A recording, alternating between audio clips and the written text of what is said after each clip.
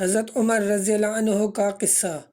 حضرت عمر رضی اللہ عنہ جن کے پاک نام پر آج مسلمانوں کو فخر ہے اور جن کے جوش ایمانی سے آج 1300 برس بعد تک کافروں کے دل میں خوف ہے، اسلام لانے سے قبل مسلمانوں کے مقابلہ اور تکلیف پہنچانے میں بھی ممتاز تھے۔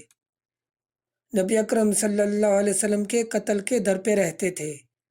ایک روز کفار نے مشورہ کمیٹی قائم کی کہ کوئی ہے جو محمد صلی اللہ علیہ وسلم کو قتل کر دے۔ عمر رضی اللہ عنہ نے کہا کہ میں کروں گا۔ لوگوں نے کہا کہ بے شک تم کر سکتے ہو۔ عمر رضی اللہ عنہ تلوار لٹکائے ہوئے اٹھے اور چل دیے۔ اسی فکر میں جا رہے تھے کہ ایک صاحب قبیلہ زہرہ کے، جن کا نام حضرت سعد بن ابی وقاص رضی اللہ عنہ ہے اور بعضوں نے اور صاحب لکھے ہیں، ملے۔ انہوں نے پوچھا کہ عمر کہاں جا رہے ہو؟ کہنے لگے کہ محمد صلی اللہ علیہ وسلم کے قتل کی فکر میں ہوں۔ نعوذ باللہ۔ سعد رضی اللہ عنہ نے کہا کہ بنو ہاشم اور بنو زہرہ اور بنو عبد مناف سے کیسے مطمئن ہو گئے اور تم کو بدلہ میں قتل کر دیں گے؟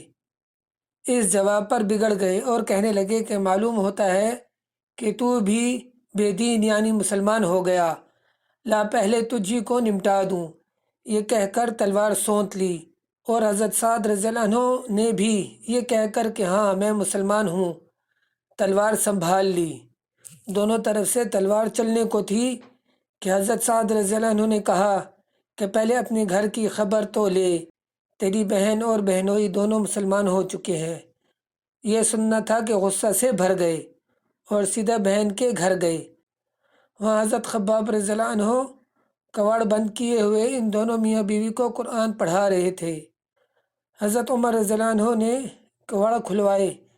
ان کی آواز سے حضرت خباب رضی اللہ عنہ تو جلدی سے اندر چھپ گئے اور صحیفہ بھی جلدی میں باہر ہی رہ گیا جس پر آیت قرآنی لکھی ہوئی تھیں۔ ہمشیرہ نے کواڑ کھولے۔ حضرت عمر رضی اللہ عنہ کے ہاتھ میں کوئی چیز تھی جس کو بہن کے سر پر مارا، جس سے سر سے خون بہنے لگا اور کہا کہ اپنی جان کی دشمن تو بھی بددین ہو گئی۔ اس کے بعد گھر میں آئے اور پوچھا کہ کیا کر رہے تھے اور یہ آواز کس کی تھی؟ بہنوئی نے کہا کہ بات چیت کر رہے تھے۔ کہنے لگے کیا تم نے اپنی دین کو چھوڑ کر دوسرا دین اختیار کر لیا؟ بہنوئی نے کہا کہ اگر دوسرا دین حق ہو تب۔ یہ سننا تھا کہ ان کی داڑھی پکڑ کر کھینچی اور بے تحاشا ٹوٹ پڑے اور زمین پر گرا کر خوب مارا۔